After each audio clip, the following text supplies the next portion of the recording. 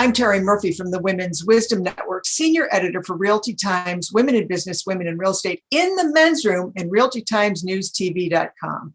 And today we have an exceptional individual in the men's room. His name is Saul Klein. He is a widely recognized as a real estate first internet evangelist. This goes way back to the RIN days, the Realtors Information Network, where I met Saul, the founder of REAPCO, Real Estate Education Publishing Company. He was selected by the National Association of Realtors in 2003 and everywhere else as one of the most influential people in the real estate industry. And Inman News has cited him as one of those influencers just about every year going straight forward. I think they've run out of years for you, Saul. You've done so much in the internet space when nobody even knew what the internet was. I was one of those early people with you and blessed to be there. We've got some issues, like they said, Houston, we got a problem.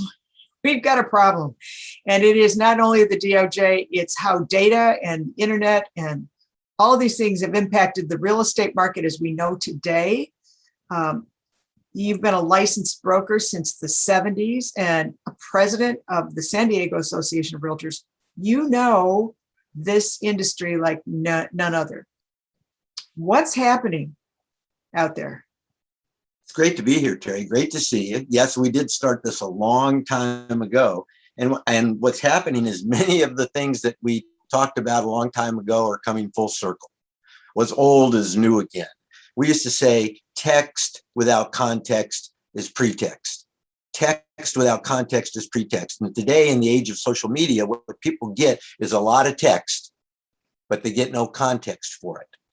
And so we hear all kinds of stories and complaints and claims about where the industry is. But the fact is there's always opportunity, and people need to sit down and look for the opportunity that's there.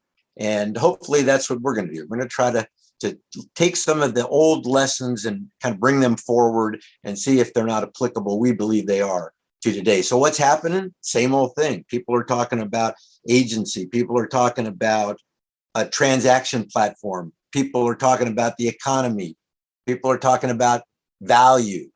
And today, there's such, something we want to talk about with social media, there's such an ease in the capability of spreading text without context that there's a lot of misunderstanding. Excellent point. Absolutely an excellent point. Well, we knew years ago that there were these warehouses literally full of data, but we didn't really have the processes in place to actually extrapolate that data. And now that data is impacting how real estate will be sold, transferred, built, projected. I know that you've been heavily involved with some aspects of the industry that are literally revolutionizing how we've done real estate. And real estate has been resistant to change. I mean, golly, we've been doing it this way for a long, long time. But now as things become streamlined and combined, there's some significant changes. The lawsuit that was brought on by DOJ, why don't you give us a couple of insights into that lawsuit and how it's changing today? Well, so in 2008, the National Association of Realtors and the Department of Justice settled on some parameters around the use of data as it comes from an MLS. And that lasted 10 years, lasted to 2018. 2018 through 2019, the Federal Trade Commission and the Department of Justice held hearings as to whether or not there might be antitrust, anti-competitive practices in the real estate industry, and determined that they believe that there are, and brought charges against the National Association of Realtors because of its policies over MLSs that it doesn't own. And so today we're looking at the federal level and at the civil level, a certain number of lawsuits. But the interesting thing, the two documents that people need to take a look at is the complaint against NAR by the DOJ, and then the pullback of the DOJ. And the day following that, the White House put out an executive order explaining how the powers of the the executive branch of government and administrative law would be utilized to achieve the goals and objectives to make the country and business more competitive, more innovative by changing certain things, or at least investigating certain things about certain industries. Of course, social media and the technology industries, but prominent also was the real estate industry, and taking a look at multiple listing services and how they function and whether or not they're competitive, and then cases going on at the civil level by an individual who is suing for compensation, which really is an argument being brought to bear against an MLS rule that we call the offer of compensation. So there's a challenge to the offer of compensation at the civil level. There are other challenges at the federal level.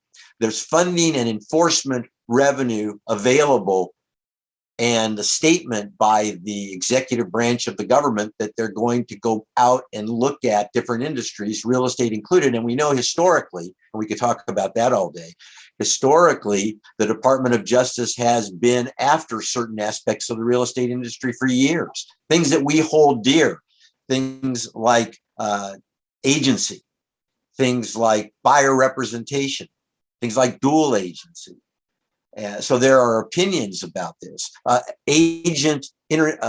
Employment as an independent contractor. And so there's certain things that the industry fights for, and there's certain things that the government over the years has fought against. But now it looks like that things are lining up where the industry needs to, and it is doing so, I'm sure, create a defense for what's going to come its way. And if you're in business, you want to make sure that you're looking at a plan B, you're looking ahead, you're looking at the changes that are coming down the line, and you're asking yourself those paradigm shift questions. What's currently impossible in your business, and if it were possible, it would fundamentally change the way you do business. And what's currently possible, and if it were impossible. So now we have an offer of compensation. It kind of is the glue that holds MLSs together. If that offer of compensation were to go away, what would be the glue that holds the MLS together? Now, we're not saying that's going to happen, but we're saying there's a threat. It's in the courts right now. NAR and MLSs have their case, but just what if the plaintiff is successful? What would the result be? Exactly. And that's going to be a huge impact. And I know that not that it's an actually interesting document, because I reviewed it last night, and I know it's available on the dataadvocate.com, which is a new web presence that you have with partner John Riley, who's the author of The Language of Real Estate and an attorney and longtime respected real estate trainer in the industry. What's interesting about it is that John does a great job of explaining a little bit through that article. So I would recommend, if anybody's interested, to check it out on the dataadvocate.com. But you're right, this is going to impact us in ways that I don't even think we can imagine. And there's got to be a timeline. But here's the thing, it's all connected. There's the lending part of it. There's the data feed that helps people decide in municipalities if there needs to be more schools. We're talking about global warming. There's so many aspects of collecting the data around the housing transaction that it has to impact, especially if the DOJ is on it, because they're not going away. I mean, not. Yeah, and we also see people talking about taking the friction out of the transaction. We hear people in technology talking about taking the friction out of the transaction. At the same time, we hear that we want to reduce costs. So we want to make things more seamless. We want to make things more streamlined. And so how is that going to take place in the industry? What types of platforms are going to be utilized to make sure that that data is accessible, not accessible, based on certain privacy and non-privacy aspects of the data collected? And is there value in that? And how do you even create value, and what constitutes that? So many questions that need to be answered, but it's a step-by-step process. It's not going to happen overnight, but it's going to happen faster than people think it's going to happen. And so this idea of taking the friction out of the transaction, an easy way to think about that is take a real piece of real estate from the moment a seller puts it on the market until escrow closes and the loan is sold in the secondary market. Through that period of time, that transaction has to be touched by X number of individuals. What if you could reduce the number of individuals that have to touch that transaction from start to finish by 50%? And there's going to be some disintermediation there because there have been all these individuals involved in it, which of course slows the process. Then you've got state regulations, local ordinances. Wow. So what do you see? Well, so I think there is going to be an impact. We need to start thinking about alternatives to people's current approach to the real estate business as we look at this. And the real basic concept, though, taking the friction out of the transaction. People ask, what does that mean? Well, it means reducing the human interface, because where is the friction? It's always at the point of the human interface, right? So if you're really serious about taking the friction out of the transaction, what you're talking about is eliminating certain things, making them happen automatically or preset to happen at some point in time. And if you're going to take the friction out of the transaction truly, then you're going to reduce the costs. Reducing the cost means, what are the big costs in a real estate transaction on the sales side and on the loan side? So when people talk about commission rates commissions going down or less compensation in the real estate industry, I think there's some credibility to that conversation. And not that it's necessarily going to happen or when it's going to happen, but there's definitely credibility, and people need to pay attention and watch. And these lawsuits are telltales. And the Department of Justice and the Federal Trade Commission's actions for or against the real estate industry are telltales of what's to come. So what's currently impossible, and if it were possible, it would fundamentally change the way you do real estate. Well, right now, I don't think you can tie together a loan and title insurance and real estate services. I think you have different federal regulatory aspects that forbid that from happening. But if you could do that, you could dramatically probably reduce the costs because you'd be using data for multiple purposes. And that would have an impact on companies, on individuals.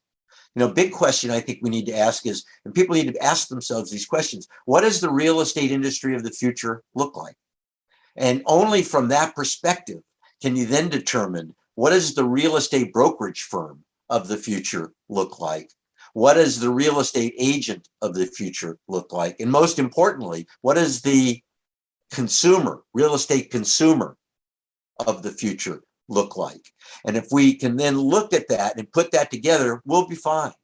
And we've talked about this for many years. If we keep the consumer in mind and we keep those speed, convenience, choice, value added, quality, service, discounts, information, those are the things consumers are looking for. So if you're in your practice, if you're paying attention to what's going on, if you're paying attention to the context, then the content can be utilized for your benefit instead of being utilized against you. This is so interesting because this goes back to the Realtown days, and that's when you had actually started the first online communities when nobody knew what they were, like Real Talk, AE Talk, MLS Talk. I mean, President's Talk. I mean, there was a way for us to communicate, and it was a combination, because that was the chant: speed, convenience, choice, value-added discounts, quality, information, and service.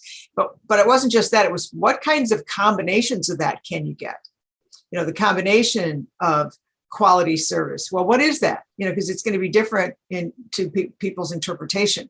And then the whole ePro thing, trying to get people up to speed on the internet thing, because you remember the chant. It was like, why would I want to spend $1,200 on something dark gray being a laptop that I couldn't wear? I mean, it didn't make sense because there was no progression for it. And now no one can do anything. I mean, look at the number of cell phone users. And you used to quote Alexander, the pushback for Alexander Graham Bell is like, well, everybody'd have to have one. Oh, that was impossible. Now everybody has one, basically, even in third world countries. So wait, stop a minute, Terry. Remember this. We put together a program in 1995, and it was called Getting Connected. Getting Connected, because we believed, and it was true, that people were not going to go online all by themselves. something had to motivate them. Something had to take them across the chasm. Remember Jeffrey Moore's book? Yes, of And course. so how did they get across the chasm? Well, we actually did a program. We took it nationwide. You were with it. It was you and me and Mike Burnett and John Riley. We did it thousands of times. We told the story over and over and over again. It was about getting connected, which meant plugging a telephone line into the back of your computer that nobody had. So we were like selling, and we used to kid with Carl DeMuse. It was like we were trying to sell records to people who didn't own record players. Right. Yeah, and now today you look, everybody, and we use the word ubiquitous because we read it in a book by Nicholas Negroponte, Being Digital. Now everybody has it. Now it is ubiquitous. So I just have to say, congratulations. You did a great job because everybody is connected. Yeah, no, you were the one that did that. And yes, we were in every little town and valley on the planet trying to help realtors take the terror out of technology. Now the technology isn't the terror, it's what the data can do or is shining a light on, that it's going to transform our industry. Well, I certainly hope you'll join us for some regular segments because this is so deep and so complicated. There's a many lot of things. I think it's just a lot of details that people need to build a context. And then all these details are dots. I told John Riley, we've talked about this for years. It's about connecting the dots. And so you build a context and then you connect the dots. And I'd love to be able to help you help people connect the dots and kind of categorize the things that are important for them to know about, and then give them a resource where they can go and read about it and make their own decisions. Well, when you were the CEO of Point Two Technologies, which goes back to 2008, and you were heavily involved in that aggregation of MLS information and how the syndication would work, that, of course, is another whole element that I'd like to have you come back and join us for. I know that if someone wanted more information about this transformation of data and what's going on in the industry as we look at the future of real estate, where would you like them to go? Well, thedataadvocate.com, the THE dataadvocate.com would be a good place to start. And we're going to do the best job we can to get relevant information and resources available to people who have an interest in the real estate industry. And if someone wanted to contact you for speaking, for consulting, for any of the services that you provide by yourself and or with your team, what would be the easiest way to reach you? Saul at saulklein.com. That's pretty easy. Well, Saul Klein, you have been one of the major gifts and disruptors in a kind way to the real estate industry. I am so delighted that you joined us here at Realty Times today in the men's room. And I would invite you again to join us on a consistent basis to bring us up to date what's going on with all things real estate, including NAR and everything that goes with that as we progress into this new millennium of real estate and how it's going to affect us. Thanks so much for joining us. Thanks, Terry. I look forward to doing this again. Yeah, I'm Terry Murphy for the Women's Wisdom Network, Realty Times, Women in Business, Women in Real Estate in the men's room with Murph. Join us again for another segment, keeping you up to date with real estate today.